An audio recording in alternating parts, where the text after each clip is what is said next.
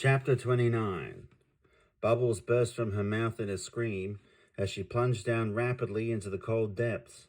Pain shot up her leg from her ankle as the Minotaur's grip set to crush the very bones and snap the tendons. She kicked with her free leg, feeling her ankle strike the curled fingers, but they did not loosen the grip as panic quickly set in.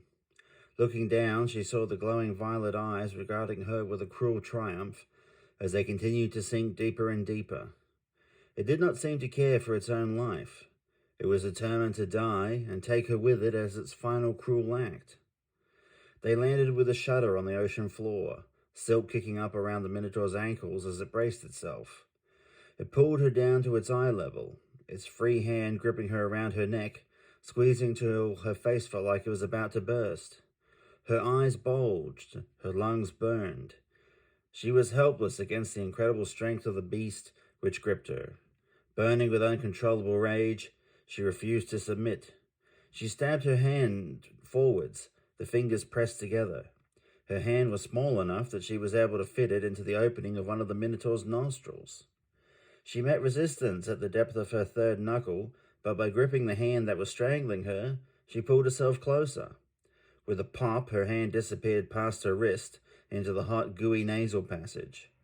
Instinctively, the Minotaur pulled back away from his nasal assaulter, pushing her away as he ripped his head backwards. Bright lights flashed behind its eyes as it was struck on the top of its thick skull by an incredible blow. Hitch, in all his armored glory, had struck like a hammer on his forge, splitting the skin and fracturing bone where he crashed into the beast. It flailed blindly, its fingers failing to close on either of its attackers. Hitch wrapped his arm around the beast's neck, pulling its head back and down. Its back arched as it fell backwards onto the ocean floor, coming to land on top of Hitch. "Run, girl, run!" Hitch screamed in his mind as he tensed his arms with all his strength. Determined to buy her enough time to make it to the surface, even if it meant trading his life for hers. He did not care in that moment. He did not fear for himself. His daughter was in danger. "I will be the anchor that binds you here," he said to himself as he desperately gripped onto the bucking form above him. The Minotaur had made one of the most terrible mistakes anyone could make in Krynn, and that was to underestimate how dangerous a dwarf could be. "Hitch." She flashed in his vision for a moment, her hand outstretched, reaching down for him. "I need you."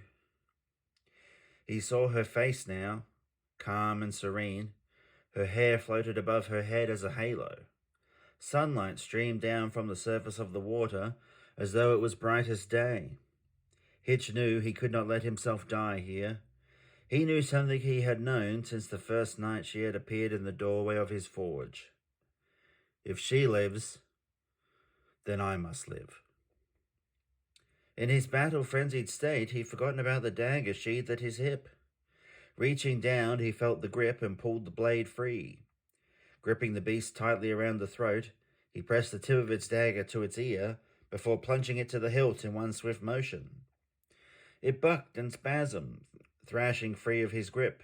He kicked himself out from underneath it as it continued to roll away, nerves and synapses misfiring from the brutal intrusion of the steel blade. Kicking up more silk, Hitch was forced to close his eyes, his knife point going under armored plates to slice through the leather straps holding them in place. His lungs were burning as though a scorched cat was trying to scratch its way out. He fought against the desperate urge to open his mouth and breathe, even though he knew only seawater would come rushing in. Moving with a desperate, frantic pace, he cut himself in places as he sliced and sawed his way to freedom. With the last of the plates falling to the floor, he bent his knees and pushed upwards, kicking his legs as he headed to a surface he could not see for the silt stinging his eyes. A vision of his adopted daughter appearing before him, urging him on the only guidance he needed. Hitch's mouth snapped open. The second his face broke the surface, as he sucked air into his lungs. He wiped the water from his eyes as he continued to gulp down more air, looking around. "Quick!"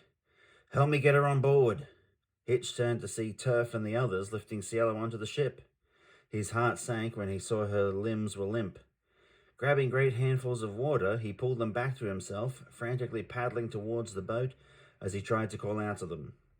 He could see the figures moving around on the ship, someone shouting instructions to get back and make room.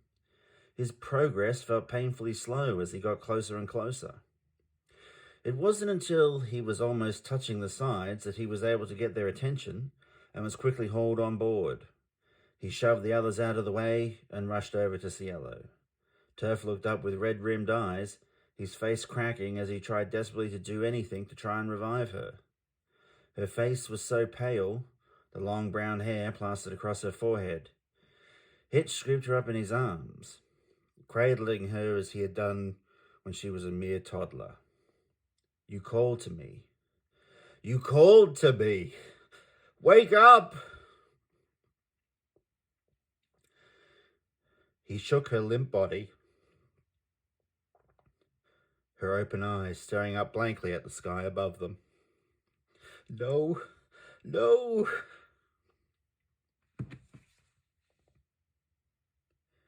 He pressed his lips down hard on hers, blowing a handful of air into her.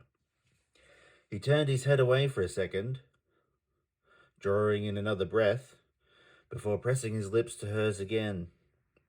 The others stood around watching, unsure of what to do, but desperate to see her come back to life. Hitch blew and blew, the tears running down his face until he began to feel lightheaded on the verge of collapse. Damn you, Rerox. Damn you to the biz. Give her back to me. Hitch's voice broke as he threw his head back in a howling wail. He sat there, rocking her back and forth, knowing that she was now gone. He looked down and closed her eyes, grimacing at the ugly purple welts around her neck from where the Minotaur had strangled her.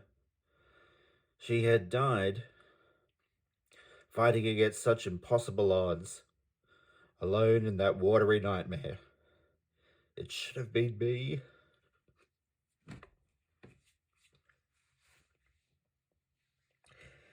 He whispered to himself as he closed his eyes and pressed her close to his chest, resting her head on his shoulder.